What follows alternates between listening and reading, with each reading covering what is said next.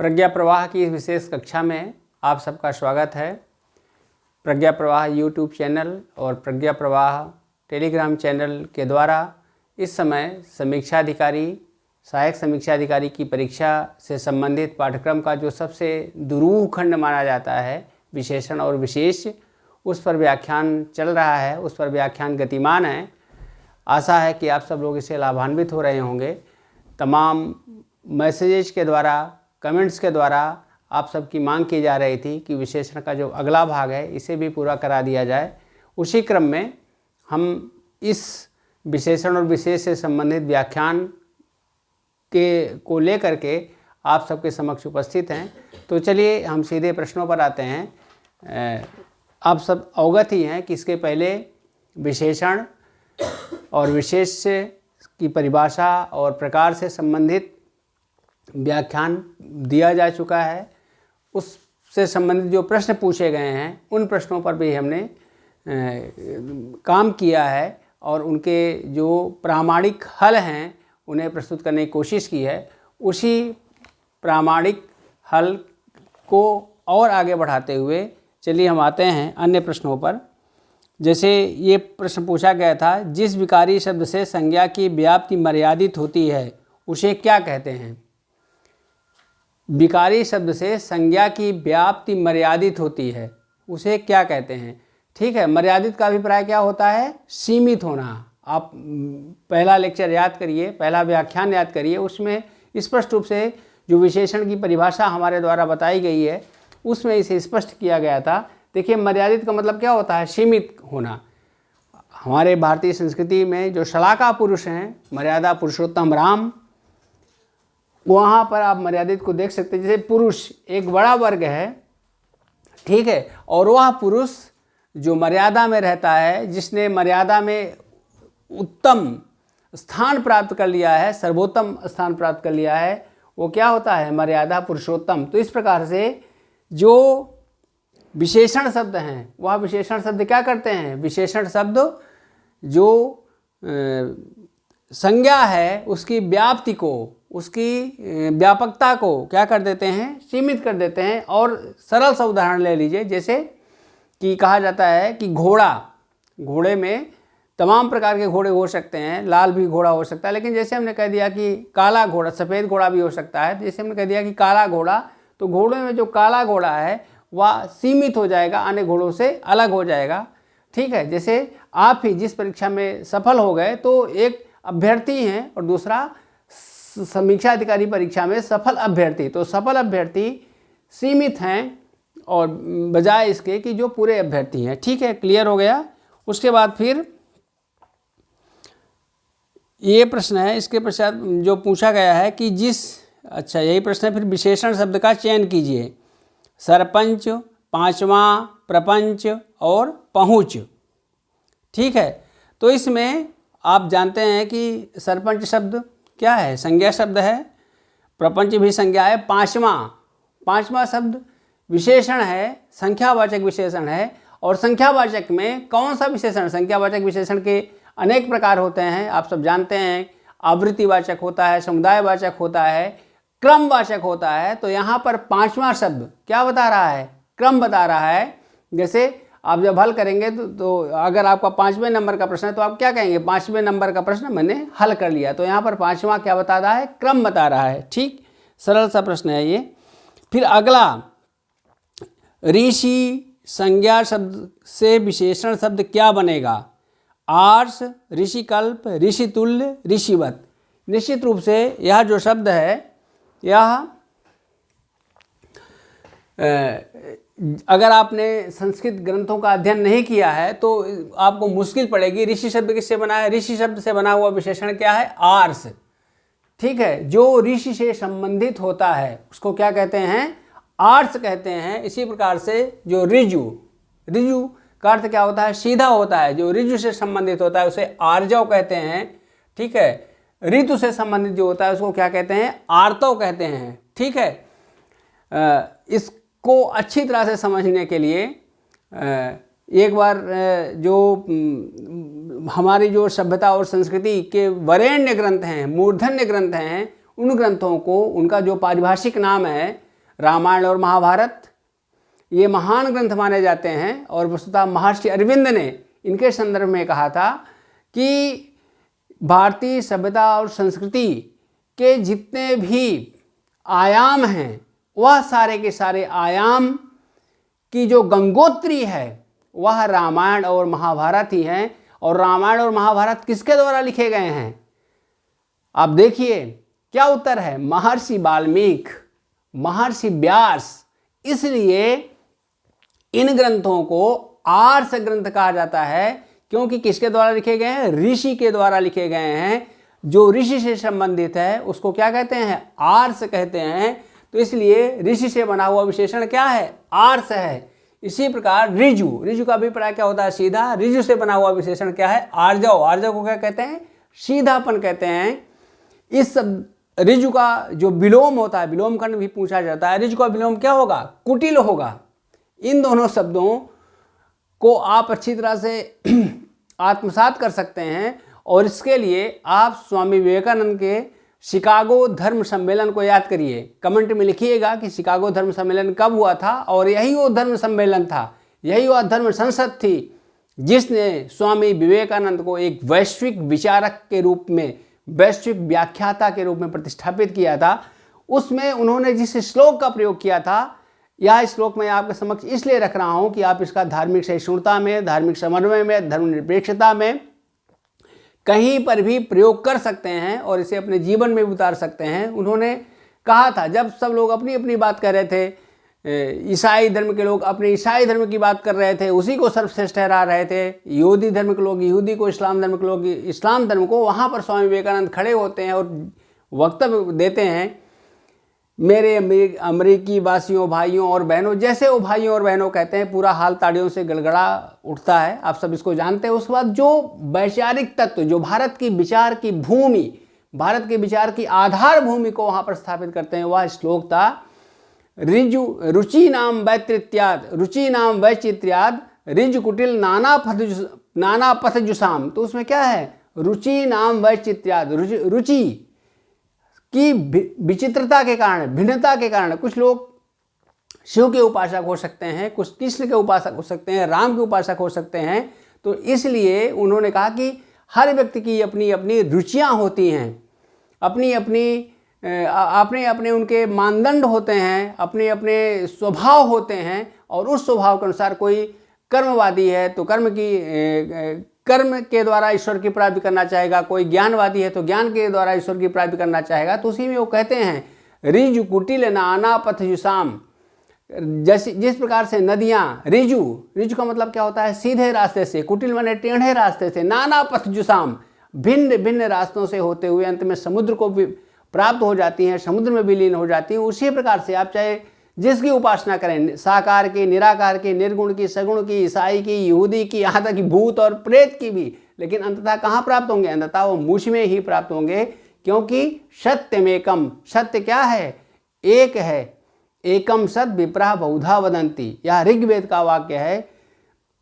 भारत में जो अनेकता में एकता की बात कही जाती है, उसके मूल स्रोत के रूप में निबंध में भी आप इसको उद्धृत कर सकते हैं। एकम सत विप्रा बहुधा वदंती, सत्य एक है और विद्वान लोग उसे भिन्न भिन्न रूपों में कहते हैं। ठीक है, तो यहाँ पर आ गया। इस प्रश्न को ठीक से समझ लीजिए कि ऋषि का अर्थ वस्तुतः क्या होता है। जो ऋषि का जो विशेषण होगा वो क्या होगा? आर्ष होगा। ऋजु का विशेषण क्या होगा? आर्जव होगा। कुटिल का विशेषण क्या होता है? कौटिल्य होता है। आगे पूछा भी गया है। ठीक है, तो इसी प्रकार से ऋतु का क्या होता है? आर्तव, ऋतु से संबंधित। इसी से आर्तवेयी शब्द भी बना है, जो रजस्वला स्त्री के लिए प्रयोग किया जा सकता है या प्रयोग किया जाता है। तो इसलिए ये वर्तनी और उसमें पर्यायवाची शब्दों में पूछा जा सकता है, इसलिए हमने इन तीनों को रखा है, जो कि कठिन शब्द हैं, बार बार पूछे जा सकते हैं। ठीक है, तो ये क्लियर हो गया। अब उसके बाद फिर अगला है, व्याकरण की दृष्टि से कौन सा शब्द विशेषण नहीं है? भयभीत, निर्भीक, भीरु, भय। तो आप जानते हैं इनको सबको चुनने का तरीका क्या है। जैसे भयभीत है तो भयभीत के पहले क्या लगा देंगे? भयभीत बालक या भयभीत परीक्षार्थी। आप सब लगता है कि नहीं, यहाँ है परीक्षा आ गई तो एक भय लगता है। फिर निर्भीक योद्धा, लेकिन अगला क्या है? आप निर्भीक योद्धा के, निर्भीक शब्द क्या है? यह भी क्या है? विशेषण है। भीरु, भीरु पुरुष हो सकता है, ठीक है। लेकिन भय, भय शब्द क्या है? संज्ञा शब्द है। इसके पहले आप लगा सकते हैं कि बहुत भय लग रहा है, ठीक है, इस प्रकार से। फिर उसके बाद अगला शब्द है, एक प्रतिभा संपन्न छात्र का विशेषण है कुशल, चतुर, अध्ययनशील, मेधावी। अब प्रतिभा संपन्न का मतलब क्या होता है? मेधा माने भी बुद्धि होता है, प्रतिभा माने भी बुद्धि होता है। जो प्रतिभा से युक्त होता है उसको क्या कहते हैं? प्रतिभाशाली। उसी प्रकार से जो मेधा से युक्त होगा उसको क्या कहेंगे? मेधावी। इसलिए इसका सटीक उत्तर मेधावी है। फिर अगला है, या चांदी खोटी सी दिखती है में खोटी सी विशेषण का प्रकार कौन सा है? ठीक है, खरा, खोटा, ये सब क्या बता रहे हैं? गुण बता रहे हैं। इसलिए यहाँ पर गुणवाचक विशेषण सही उत्तर होगा। उसके पश्चात है, या थोड़ा जटिल प्रश्न, इसमें कई बार कुछ हमारे जो प्रज्ञा प्रवाह ग्रुप से जुड़े हुए हैं, व्हाट्सएप ग्रुप से जुड़े हुए हैं, उन अभ्यर्थियों ने पूछा भी था कि इसको सर स्पष्ट कर दीजिए। तो देखिए, निम्नलिखित विशेष विशेषण युग्म में एक गलत है। कौन सा गलत है? विशेषण और विशेष युग्म। युग्म का मतलब क्या होता है? जोड़ा, ठीक है, जिसमें विशेष भी हो और विशेषण भी हो। जैसे ताजी रोटी, तो ताजी रोटी में आप देख रहे हैं कि रोटी क्या है? विशेष है। उसकी विशेषता क्या बता रहा है? ताजी बता रहा है। इसमें कहीं कोई दिक्कत नहीं है, ठीक है। कर्मनिष्ठ, कर्म में लगा हुआ, कर्म यहाँ पर क्या है? विशेष है, और उसमें लगा हुआ क्या है? निष्ठ, विशेषण है। फिर है भाव विह्वल। अब यहाँ पर थोड़ा दिक्कत हो सकती है, लोगों को लगता है कि नहीं इसमें क्या है, तो भाव क्या है? भाव संज्ञा है। और फिर भाव से क्या बनता है? भाव से पिछली बार भी हमने आपसे चर्चा की थी, भाव से क्या बनता है? भावुक, ठीक है, भावुक व्यक्ति, ठीक है। तो इसलिए भाव यहाँ पर संज्ञा है, जबकि विह्वल क्या है? विशेषण है। अगर विह्वल को हम संज्ञा में बनाना चाहेंगे, भाववाचक संज्ञा में बनाना चाहेंगे, तो क्या बनेगा? विह्वलता, व्याकुलता, ठीक है। तो इस प्रकार से इन सभी में विशेष और विशेषण का युग्म है। लेकिन सर्वसुलभ, सर्वसुलभ जो शब्द है इसे मैंने लिखा है सर्वसुलभ। सर्व का मतलब क्या होता है? सभी के लिए। आप जानते हैं कि यह संख्यावाची विशेषण है। और सुलभ, सुलभ का मतलब क्या होता है? उपलब्ध होना, ठीक है, सुंदर रूप से लभ्य, सुलभ्यते, ठीक है। तो इस प्रकार से यह क्या है? ये दोनों विशेषण हैं, यहाँ पर विशेष नहीं है कोई। इसलिए ये सब क्या है? यही है जो इन दोनों से पृथक करता है, इन दोनों से अलग है, ठीक। उसके पश्चात अगला प्रश्न है, परिमाणवाचक क्रिया विशेषण का वाक्य होगा, वह बहुत थक गया है, वह अभी अभी आया है। तो आप जानते हैं बहुत थक गया है, ठीक है। तो यहाँ पर क्या है? परिमाणवाचक क्रिया विशेषण। क्रिया इसमें क्या है? थकना है। और फिर कितना थक गया है? बहुत। तो बहुत किसको बता रहा है? परिमाण को बता रहा है। इसलिए यही इसका उत्तर होगा। फिर अगला जो कठिन प्रश्न है, उस ग्रंथ में 500 पृष्ठ हैं, इस वाक्य में उस शब्द में कौन सा विशेषण है? ठीक है, तो हम लोग इसके पहले जो विशेषण और विशेष का प्रकार देख रहे हैं। देखिए, जो सार्वनामिक विशेषण होता है, सार्वनामिक विशेषण और सर्वनाम में कई बार भ्रम की स्थिति उत्पन्न होती है। तो यहाँ पर हमने पहले ही कहा था कि जैसे ही अगर सर्वनाम, तो आप जानते ही हैं क्या होता है सर्वनाम? जो शब्द संज्ञा के बदले बोले, लिखे या प्रयोग किए जाते हैं उन्हें सर्वनाम कहते हैं। जैसे मैं, तुम, तुम्हें, तुम्हारा, हमें, हमारा, उसका, उसकी, उसे आदि। यह मुझे बिल्कुल इस तरह से क्यों याद है? इसके पीछे एक छोटी सी कहानी है कि जब मैं कक्षा 6 में था तो मुझसे सर्वनाम की परिभाषा हमारे जो गुरुदेव थे हरिनारायण तिवारी जी, उन्होंने पूछा था कि क्या सर्वनाम की परिभाषा क्या है। और मैं जो परिभाषा बता रहा था उसमें बताया कि शब्द संज्ञा के बदले बोले, लिखे, जो शब्द मैं भूल गया, जो, ठीक है। तो इस पर उन्होंने मुझे 26 डंडे लगाए थे। और उसके बाद फिर ये 26 डंडे में लगभग इसमें जो 26 शब्द है वह बिल्कुल परिभाषा के रूप में अंकित हो गए हैं। तो यहाँ पर देखिए क्या लिखा हुआ है, उस ग्रंथ में। तो यहाँ पर ग्रंथ क्या है? विशेष्य है। और उसकी विशेषता कौन बता रहा है? उस शब्द बता रहा है। इसलिए उस शब्द यहाँ पर क्या है? संकेत भी कर रहा है। इसलिए क्या है? संकेतवाचक विशेषण है। और अगर संकेतवाचक विशेषण नहीं विकल्प में है तो क्या उत्तर होगा? सार्वनामिक विशेषण, क्योंकि उस शब्द क्या है? सर्वनाम से बना हुआ है, ठीक है। फिर आगे है, लोभी किस विधि से निर्मित विशेषण है? ठीक है, संज्ञा विधि, सर्वनाम विधि, क्रिया विधि, प्रत्यय विधि। आप जानते हैं कि जो शब्द की समृद्धि होती है उसका जो आधार होता है वह क्या है? उपसर्ग हैं और प्रत्यय हैं। ठीक है, उपसर्ग का मतलब, सर्ग का मतलब ही होता है सर्जना करना। प्रत्यय भी उसी प्रकार से सर्जना करते हैं, शब्दों का निर्माण करते हैं, वह बाद में प्रयुक्त होते हैं। तो जैसे लोभ है, लोभ शब्द क्या है? लोभ शब्द संज्ञा है, क्रोध शब्द संज्ञा है, तो लोभ से क्या बन जाता है? लोभी। तो यहाँ पर इन प्रत्यय लगा हुआ है, ठीक है, इसलिए यहाँ पर क्या हुआ? प्रत्यय विधि से बना हुआ है। इसी प्रकार से और क्या हो सकते हैं? जैसे धन है, तो धन से क्या बन जाता है? धनी। ठीक है, तो धनी क्या हो गया? विशेषण हो गया। गुण से क्या बन जाता है? गुणी। ठीक है, तो इस प्रकार से यह सभी किससे बनते हैं? प्रत्यय विधि से बनते हैं। क्रोध, क्रोध से क्या होता है? क्रोधी। ठीक है, ये क्लियर हो गया। उसके बाद है वह श्रेष्ठ उपासक है में विशेष शब्द क्या है? ठीक है, तो किसकी बात की जा रही है? उपासक। उपासक है तो श्रेष्ठ किसकी विशेषता बता रहा है? उपास्य की विशेषता बता रहा है, उपासक की विशेषता बता रहा है। तो यहाँ पर श्रेष्ठ विशेषण है और उपासक क्या है? उपासक विशेष है। अब आप यहाँ पर यह भी प्रश्न कर सकते हैं कि यहाँ पर वह शब्द भी है, तो वह शब्द क्या है? वह शब्द क्या है? सार्वनामिक विशेषण है। लेकिन वह शब्द सार्वनामिक विशेषण नहीं है, क्योंकि अगर वह व्यक्ति लिखा होता, ठीक है, तब फिर यहाँ पर वह सर्वनामिक विशेषण होता। यहाँ पर केवल वह लिखा है, इसलिए वह क्या है? सर्वनाम है, ना कि सार्वनामिक विशेषण। ठीक है, उसके बाद फिर अगला है भले और महान लोग उचित और संयमित व्यवहार करते हैं। उपर्युक्त वाक्य में कितने विशेषण और विशेष हैं? तो देखिए बिल्कुल सरल सा प्रश्न है। भले, महान, उचित, संयमित, ये सब क्या हैं? यह सब विशेषण हैं। ठीक है, आप लोग भी भले हो, अच्छा काम करोगे, महान बनोगे। और महान कैसे बनोगे? जब उचित व्यवहार करोगे और संयमित व्यवहार करोगे। तो देखो इसमें लोग और व्यवहार ये दोनों क्या हैं? विशेष्य हैं। और भले, महान, उचित, संयमित यह विशेषण है। तो इस प्रकार से जो उत्तर है, उत्तर होगा 4 विशेषण और 2 विशेष्य। ठीक, उसके पश्चात है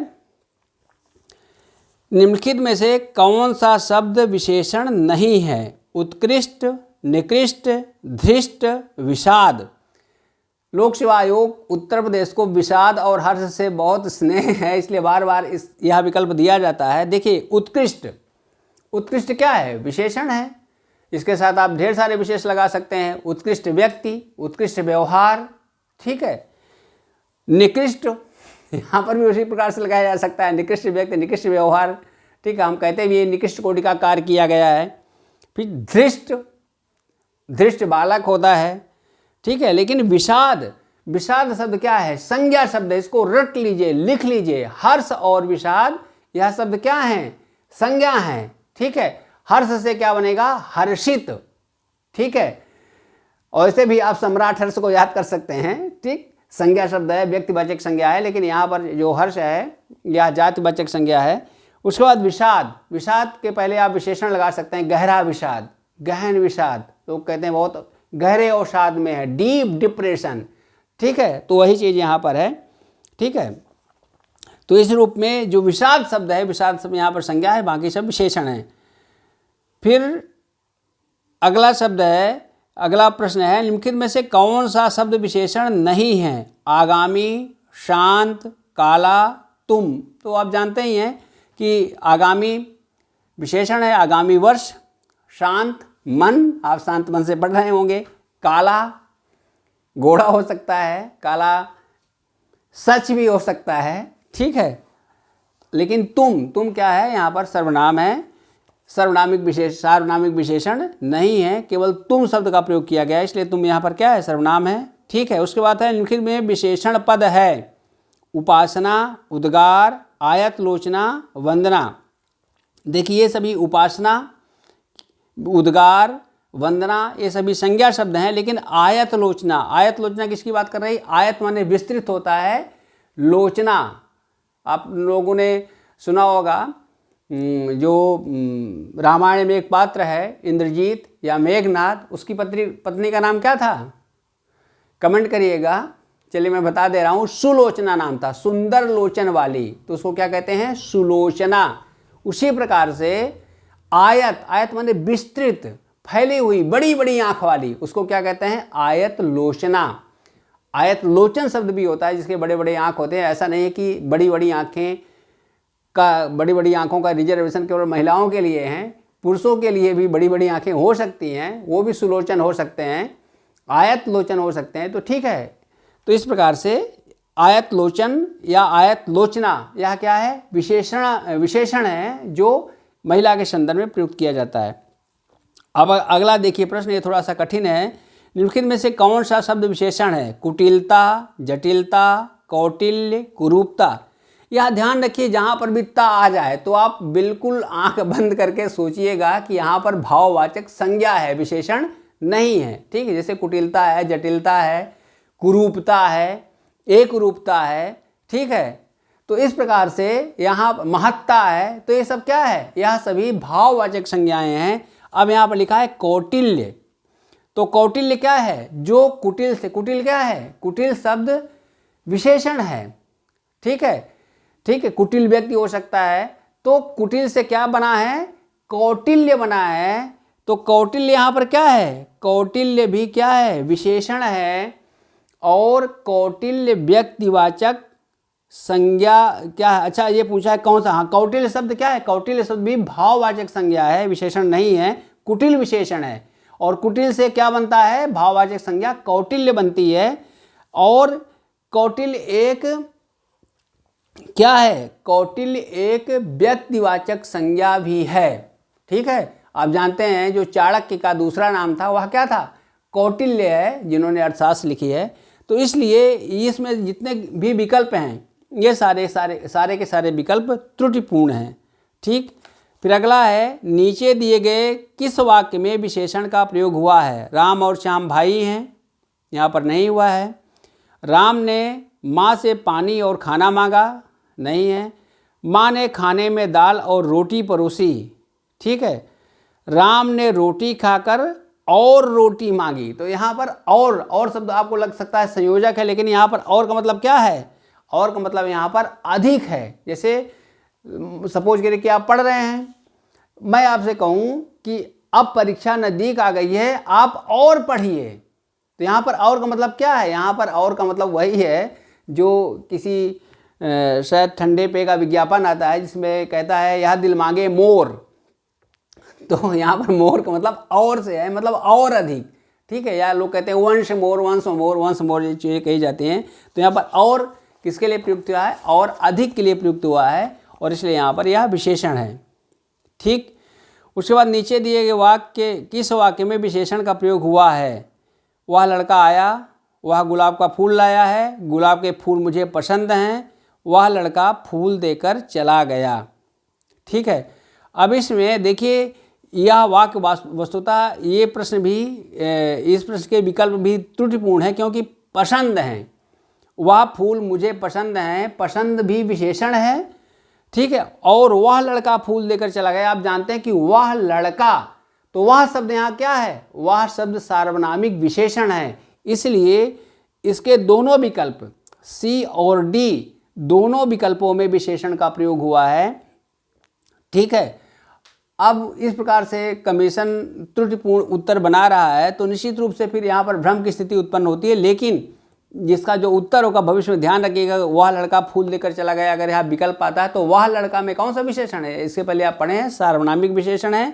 और गुलाब का फूल मुझे पसंद है, पसंद में क्या है? गुणवाचक विशेषण है। ठीक है, अब उसके बाद है, समुद्री सांप में घातक परंतु बहुत कीमती जहर पाया जाता है। वाक्य में कितने विशेषण हैं? तो देखिए, समुद्री हो गया, समुद्री किसकी विशेषता बता रहा है? सांप की। घातक परंतु बहुत कीमती जहर। ठीक है, अब जहर की विशेषता क्या क्या बता रहा जाए? घातक, बहुत कीमती जहर पाया जाता है। तो देखिए इसमें सांप विशेष्य है, जहर भी विशेष्य है। सांप की विशेषता समुद्री बता रहा है, और उसके बाद जहर की विशेषता के लिए 3 प्रयुक्त हुए हैं, घातक और क्या है, घातक, बहुत कीमती। बहुत यहाँ पर बहुत कीमती के पहले बहुत लगा है, बहुत क्या है, प्रविशेषण है। जो विशेषण की भी विशेषता बताए उसको क्या कहते हैं, प्रविशेषण कहते हैं। ठीक है, तो यहाँ जो दिए गए विकल्प हैं, उन दिए गए विकल्पों में जो सर्वाधिक नज़दीक उत्तर है वह यही है, समुद्री विशेषण हो गया, ठीक है, घातक विशेषण हो गया, कीमती विशेषण हो गया। तो यहाँ पर क्या है, 3 विशेषण हैं और उसके पश्चात 2 विशेष हैं, सांप और जहर। ठीक, इसके पश्चात है दोनों शब्द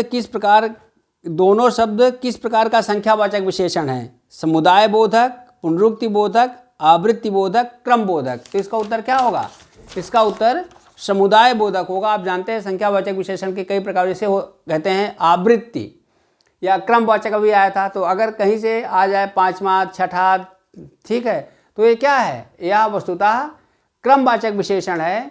जब आ जाए दोनों, पांचों, जैसे हम कहें 5 पांडव, तो ये क्या बता रहा है, यह समुदाय को बता रहा है। 3 देव ना, ब्रह्मा विष्णु महेश ना, 5 कन्याएं, मतलब 5 कन्याएं, तो ये किसकी बात कर रहा है, समुदाय की बात कर रहा है। इसलिए अगर कभी भी आ जाए दोनों, 3, 4, 5, तो इन सब में बिल्कुल आप समझिए कि पूरे समुदाय की बात कर रहा है, सभी की बात कर रहा है कि जितने हैं सभी ना। तो यहाँ पर कौन सा विशेषण है, समुदाय बोधक विशेषण है। ठीक, फिर उसके बाद प्रतिदिन किस प्रकार का क्रिया विशेषण है, रीतिवाचक, परिमाणवाचक, स्थानवाचक, कालवाचक। आप जानते हैं दिन शब्द किसकी बात कर रहा है, काल की बात कर रहा है। ठीक है, फिर अगला एक शब्द और आया था, यह वस्तुतः पीसीएस मुख्य परीक्षा का प्रश्न है, शुद्धि और अशुद्धि खंड से संबंधित था। इसको देख लीजिए, इनमें से किस वाक्य में गलत विशेषण प्रयुक्त हुआ है, कविता परिश्रमी युवती है, बिल्कुल सही है।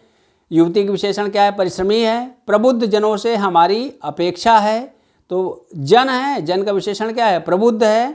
फिर अगला लिखा है, यही सरकारी महिलाओं का अस्पताल है। क्या महिलाएं सरकारी होती हैं, नहीं, गलत है, इसलिए मैंने यहाँ लिखा है। वस्तुतः क्या होगा, यही महिलाओं का सरकारी अस्पताल है। अस्पताल सरकारी भी हो सकता है, अस्पताल व्यक्तिगत भी हो सकता है। तो इस प्रकार से जो शुद्ध वाक्य होगा, या पीसीएस मुख्य परीक्षा में अशुद्धि खंड में आया था, तो इसलिए इसका सही उत्तर है, यह महिलाओं का सरकारी अस्पताल है। ठीक है, यह स्पष्ट हो गया। अब उसके पश्चात है, ये रटने की चीज़ है, गुणवाचक विशेषण के कितने भेद होते हैं। तो गुणवाचक विशेषण के कितने भेद होते हैं, 7 भेद होते हैं, जिसमें काल, स्थान, आकार, रंग, दशा, गुण तथा दिशा। ठीक है, इसको आप याद कर लीजिए। जैसे 7 दिन होते हैं, उसी प्रकार से 7 गुण भी होते हैं, गुणवाचक विशेषण होते हैं। सप्ताह से आप इसको दिमाग में बैठा सकते हैं। ठीक है, उसके पश्चात फिर एक जो कठिन प्रश्न है वह यह है कि निम्नलिखित शब्दों में से विशेषण कौन नहीं है, आंतरिक, अंतर, आग्नेय, अधिकारी। ठीक है, तो आप देखिए, आंतरिक भी है, अंतर भी है। सपोज करिए कि ना आए तो आप कैसे बना सकते हैं, जैसे संसार है, संसार क्या है, संज्ञा है, तो संसार से विशेषण क्या बनता है, सांसारिक। परिवार क्या है, संज्ञा है, परिवार से विशेषण क्या बनता है, पारिवारिक। उसी प्रकार से अंतर से क्या विशेषण बनता है, आंतरिक। तो यहाँ पर अंतर जो है वह संज्ञा शब्द है। बाकी जैसे आग्नेय शब्द किससे बना है, अग्नि से, पहले इसके पहले भी आया है, आग्नेय चट्टान। ठीक है, तो आग्नेय विशेषण है। फिर अधिकारी भी क्या होता है, विशेष, जिसके पास अधिकार है। जैसे जिसके पास धन है उसको हम क्या कहते हैं, धनी। जिसके पास गुण है उसको क्या कहेंगे, गुणी। उसी प्रकार से आपके पास अधिकार आने वाला है तो आप क्या बनोगे, समीक्षा अधिकारी। ठीक है, तो इस प्रकार से अधिकार शब्द जहाँ है, तो जो अधिकार से युक्त होगा उसको क्या बोलते हैं, अधिकारी बोलते हैं। तो अधिकारी भी क्या है, विशेषण। इसमें केवल अंतर शब्द जो है वह संज्ञा शब्द है, अन्य सभी के सभी क्या है, विशेषण है। ठीक है, तो इस प्रकार से आज जो हमारी विशेषण और विशेष से संबंधित विशेष कक्षा थी, इसका क्या होने जा रहा है, समापन होने जा रहा है। अब फिर हम अगले क्रम में पुनः मिलेंगे। अगर आप सबको कहीं कोई समस्या लगता है कि कहीं विशेषण और विशेष से संबंधित कोई प्रश्न है तो उसका आप स्क्रीनशॉट ले करके आप हमारे जो YouTube चैनल है वहाँ पर भेज सकते हैं। जो प्रज्ञा प्रवाह टेलीग्राम चैनल है वहाँ पर इससे संबंधित जो प्रामाणिक सामग्री है, जो PDF है, वह प्रस्तुत किए जाते हैं। जो कठिन प्रश्न होते हैं वह प्रायः जो अभ्यर्थियों के द्वारा हमारे पास भेजे जाते हैं, उनका जो प्रामाणिक और परिशुद्ध उत्तर होता है वह न केवल जो व्हाट्सएप का ग्रुप है वहाँ पर बताया जाता है, बल्कि जो टेलीग्राम चैनल प्रज्ञा प्रवाह ISPCS के नाम से है वहाँ पर उसको प्रस्तुत किया जाता है। तो आप सब इन सब परिशुद्ध प्रवाह से जुड़ने के लिए, प्रामाणिक प्रवाह से जुड़ने के लिए जो टेलीग्राम चैनल प्रज्ञा प्रवाह का है उससे भी अपने आप को जोड़िए, सफलता से जोड़िए। आप सब निरंतर सफल हों, आपकी साधना सफल हो। आप जैसे कि अभी अधिकारी शब्द का प्रयोग किया गया, आप अधिकार को धारण करें और अधिकारी बने। इन्हीं कामना के साथ आप सबका बहुत बहुत आभार।